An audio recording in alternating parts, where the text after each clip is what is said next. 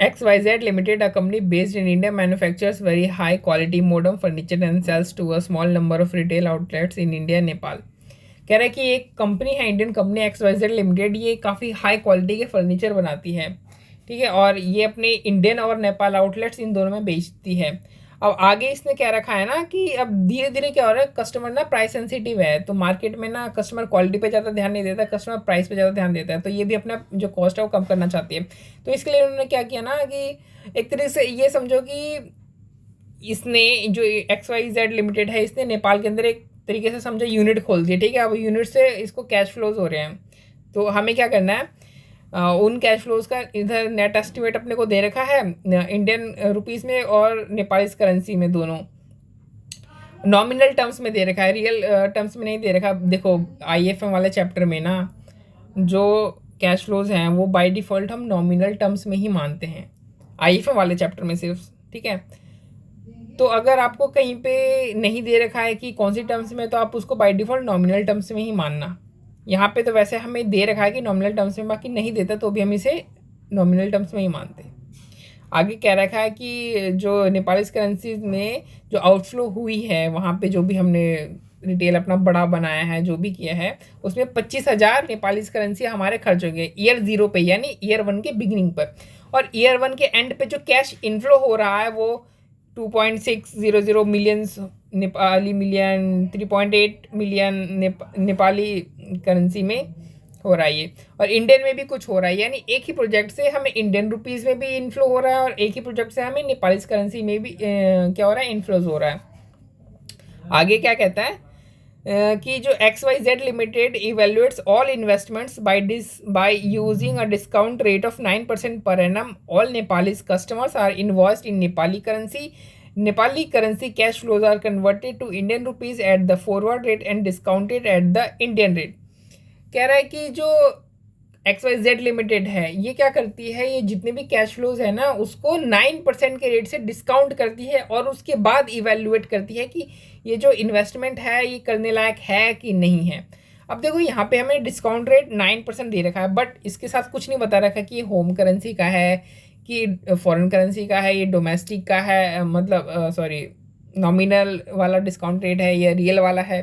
तो by default हम क्या मानते हैं, तो कोई भी डिस्काउंट रेट आपको दे रखा है उसके सामने कुछ नहीं लिखा हुआ है, तो बाय डिफ़ॉल्ट हम ये मानते हैं कि वो डोमेस्टिक का है और नॉमिनल वाला है।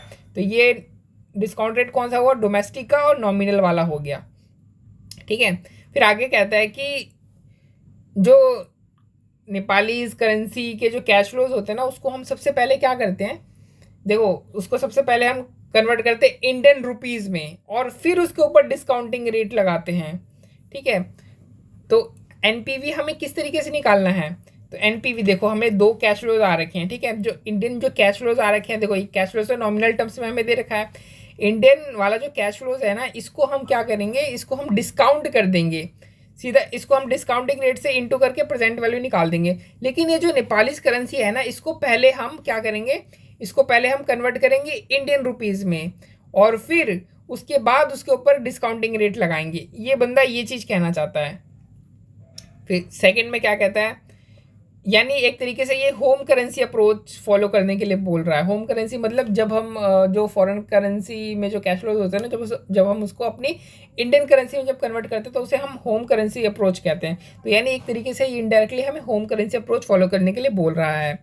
सेकेंड में कह रहा है कि जो नेपाल और इंडिया में जो इन्फ्लेशन रेट्स हैं वो आपको 9% और 8% दे रखा है और करंट एक्सचेंज रेट आपको दे रखा है। देखो ये जो एक्सचेंज रेट है ना ये ईयर 0 का है, यानी at the beginning of year 1 एक तरीके से, है ना। तो ये प्रेजेंट का है ना, ईयर 1 का दे रखा है हमें एक्सचेंज रेट, ना ईयर 2 का ना ईयर 3 का, सिर्फ प्रेजेंट का दे रखा है, ठीक है। और इन्फ्लेशन रेट हमें दे रखा है यहाँ पे। और आगे क्या कह रहा है कि assuming that you are the finance manager of XYZ limited, calculate the net present value and the modified internal rate of return of the proposal. तो अपने को क्या निकालना है, अपने को NPV निकालना है और MIRR निकालना है, यानी modified internal rate of return निकालना है। दो चीज़ें हमें निकालनी है। और जो ये जो डिस्काउंटिंग रेट है ना यहाँ पे देखो 9% का दे रखा है, इसका प्रेजेंट वैल्यू फैक्टर भी दे रखा है, ईयर 1 का, ईयर 2 का, ईयर 3 का दे रखा है, और जो फ्यूचर वैल्यू है वो भी दे रखी है। यानी 1 रुपया अगर हम आज इन्वेस्ट करते हैं तो ईयर 3 पे उसकी वैल्यू क्या होगी, तो उस तरीके से, तो ईयर 3 पे उसकी वैल्यू क्या होगी 1.188। अगर आप ईयर 1 पे इन्वेस्ट करते हो, अगर आप ईयर 2 पे इन्वेस्ट करते हो तो ईयर 3 के एंड में उसकी वैल्यू क्या होगी, 1.090 हो जाएगी। और ईयर 3 पे तो जैसी बात है उसकी वैल्यू 1 रुपये ही रहेगी, है ना। ये बात कह रखा है ये। तो हमें क्या निकालना है, हमें सबसे पहले निकालना है नेट प्रेजेंट वैल्यू। चलो हम नेट प्रेजेंट वैल्यू निकाल लेते हैं सबसे पहले, है ना। तो नेट प्रेजेंट वैल्यू के लिए हमें क्या करते हैं, हम सबसे पहले इनफ्लोज देखते हैं, हमारे इनफ्लोज। ये देखो इंडिया में जो कैश फ्लोज आ रहे हैं वो कौन कौन सी आ रही है। देखो कैश फ्लोज इंडिया की ये रही, ये इंडियन कैश फ्लोज है, ठीक है। हमने इसको एज इट इज़ लिख दिया, ये रहा। अभी नेपाल वाला हमने नहीं लिखा है, क्यों, क्योंकि ये जो नेपाल वाला जो है ना कैश फ्लोज, इसको हमें इंडियन रुपीज़ में कन्वर्ट करना पड़ेगा, ठीक है। तो इसको, इस कॉलम को अभी आप खाली छोड़ देना, इस कॉलम को अभी आप खाली छोड़ देना, कुछ मत लिखना। फिर टोटल में इन दोनों को प्लस करके जो भी फिगर आएगी उसको हम क्या करेंगे, प्रेजेंट जो डिस्काउंटिंग रेट है उसके प्रेजेंट वैल्यू फैक्टर से मल्टीप्लाई कर देंगे। फिर हमारा यहाँ पे प्रेजेंट वैल्यू आ जाएगा, फिर इन सारी प्रेजेंट वैल्यू को प्लस कर देंगे तो हमारा क्या आ जाएगा, हमारा आ जाएगा cash inflows. Total cash inflow का जो प्रेजेंट वैल्यू है वो हमारे पास आ जाएगा। उसको हम जो आउटफ्लो है, आउटफ्लो कितना है, आउटफ्लो भी अभी हमें यहाँ पे नहीं पता है, क्यों, क्योंकि आउटफ्लो है नेपाली करेंसी में, उसको हमें पहले इंडियन करेंसी में कन्वर्ट करना पड़ेगा, तभी हमारा आउटफ्लो आ पाएगा। तो जो भी आउटफ्लो आएगा उसको हम कंपेयर कर देंगे और हमारा नेट प्रेजेंट वैल्यू यहाँ पे निकल आएगा। तो सारी चीज़ें हमने कर ली है, ये कॉलम भी हो गया हमारा, ये भी हो गया, ये भी हो गया, ये भी हो गया। अब हमें कौन सा कॉलम डालना है, हमें ये वाला कॉलम डालना है, ठीक है। कि जो नेपाली करेंसी से जो हमें जो कैश फ्लो हो रहा है उसको इंडियन रुपीज़ में कन्वर्ट करके हमें यहाँ पे लिखना पड़ेगा। तो उसको सबसे पहले हम कन्वर्ट कर लेते हैं। तो नेपाली करेंसी ये रही हमारी, ईयर 0 पे हमारा आउटफ्लो हो रहा है, इन्वेस्टमेंट करिए ना हमने 25 मिलियन नेपाली करेंसी में। उसके बाद ईयर 1, 2, 3 में हमें नेपाली करेंसी से कैश इनफ्लो हो रहा है, उसको हम अगर एक्सचेंज रेट से इंटू कर दें तो ये कन्वर्ट हो सकता है, किस में कन्वर्ट हो सकता है, रुपीज़ में कन्वर्ट हो जाएगा। बट एक्सचेंज रेट हमें ईयर 0 का ही दे रखा है, ईयर 0 का दे रखा है ना, देखो यहाँ पे, ये देखो ईयर 0 का एक्सचेंज रेट हमें दे रखा। तो हमने क्या किया, ईयर 0 के एक्सचेंज रेट से हमने इसको डिवाइड कर दिया, तो हमारा इतना आएगा। बट ईयर 1, 2, 3 का नहीं दे रखा, तो 1, 2, 3 का हमें निकालना पड़ेगा। अभी हम कहाँ पर हैं, अभी हम ईयर 0 पर हैं, और तभी तो इसने बोला था ना कि करंट एक्सचेंज रेट, करंट मतलब हम ईयर 0 पर हैं, तो ये एक्सचेंज रेट किसकी हुई, ईयर 0 की हुई, ठीक है। तो यानी ईयर 1, ईयर 2 और ईयर 3 का जो एक्सचेंज रेट है वो हमारे लिए फॉरवर्ड एक्सचेंज रेट एक तरीके से हो गया। और फॉरवर्ड एक्सचेंज रेट निकालने का तरीका तो हमें पता है ना, इस तरीके से निकालते हैं। Forward by spot equal to 1 plus inflation of other currency divide by inflation of base currency. अब देखो ये जो एक्सचेंज रेट दे रखी है इसमें बेस करेंसी कौन सी है, बेस करेंसी है रुपीज़, और अदर करेंसी कौन सी है, अदर करेंसी है नेपाली करेंसी। तो जो तो इस फॉर्मूला में अगर हम चीज़ें रख दें तो हमारा क्या आएगा, तो स्पॉट वैल्यू क्या है, स्पॉट वैल्यू है, स्पॉट है हमारी 1.6। तो यहाँ पे ना आप इसको हटा के, एक मिनट रुको, स्पॉट आप 6 ले लेना, ठीक है। यहाँ पे तो स्पॉट 6 नहीं होगा, सॉरी, स्पॉट 1.6 है। तो स्पॉट की जगह आप 1.6 रख देना, इसको सॉल्व कर लेना, तो आपका जो आंसर आएगा forward rate at the end of year 1 वो आपका आ जाएगा 1.615, 3 डेसिमल प्लेसेस तक ही लेना, ठीक है। फिर सेकेंड ईयर का जब आप करोगे ना तो यहाँ पे क्या करो, पावर में 2 लिख दो, ठीक है, फिर सॉल्व कर लो। फिर थर्ड ईयर का करोगे तो यहाँ पे पावर में 3 ले लेना, ऐसे सॉल्व कर लो, ठीक है। तो आपका फॉरवर्ड रेट आपका आ गया। तो जो स्पॉट रेट है वो तो आपको पता ही है 1.6। Year and first, year and second और ईयर एंड थर्ड का भी आपको एक्सचेंज रेट यानी कन्वर्जन रेट आपको पता चल गया। तो आप जो है वो नेपाली जो करेंसी है उसको आप बड़े आराम से क्या कर लोगे, रुपीज़ में कन्वर्ट कर लोगे। फिर जब आप इसको रुपीज़ में यहाँ पे कन्वर्ट कर लोगे तो ये सारी फिगर आप उठा के यहाँ डाल देना। तो इस तरीके से आप देखोगे कि जो कैश आउटफ्लो हो रही है at the end of year 0 वो कितनी हो रही है, 15.625 हो रही है। यानी हमारी कैश आउटफ्लो हो गई 15.625 और कैश इनफ्लो है 15.078। इन दोनों को कंपेयर कर लो तो आपको पता चल जाएगा कि नेट में वो हमारा कैश आउटफ्लो हो रहा है, यानी एनपीवी हमारी नेगेटिव में जा रही है 0.547।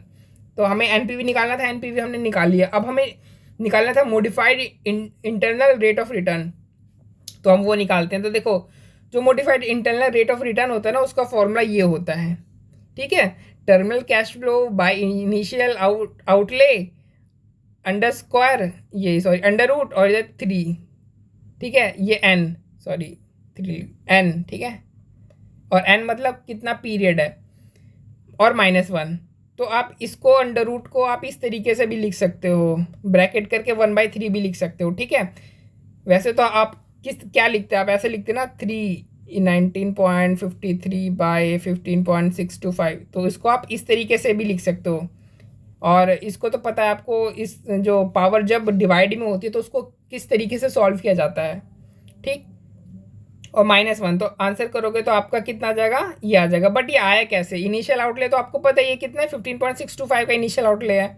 लेकिन टर्मिनल कैश फ्लो क्या है, तो देखो जब भी हम modified internal rate of return निकालते हैं ना, तो उसमें हम ये कहते हैं ना कि जो भी हमें कैश फ्लो मिल रही है, ठीक है, जो पीरियड के एंड से पहले जो भी कैश फ्लो मिल रही है ना, उसको हम री इन्वेस्ट कर देंगे। कब किस पीरियड के लिए, पीरियड के एंड तक के लिए री इन्वेस्ट कर देंगे। तो देखो हमें कौन कौन सी कैश फ्लो मिल रही है, तो टोटल में हमें मिल रही है, एक फर्स्ट ईयर के एंड पे हमें कैश फ्लो मिल रही है 4.479, सेकेंड ईयर के एंड पे मिल रही है 6.53, और थर्ड ईयर के एंड पे मिल रही है 7.09। तो इसको अगर हम दोबारा से री इन्वेस्ट कर देते हैं 3 साल के लिए, मतलब जैसे फर्स्ट ईयर के एंड पे जाओगे तो 2 साल के लिए आपको करना पड़ेगा री इन्वेस्ट, है ना, ताकि थर्ड ईयर में आपको वापस मिल जाए।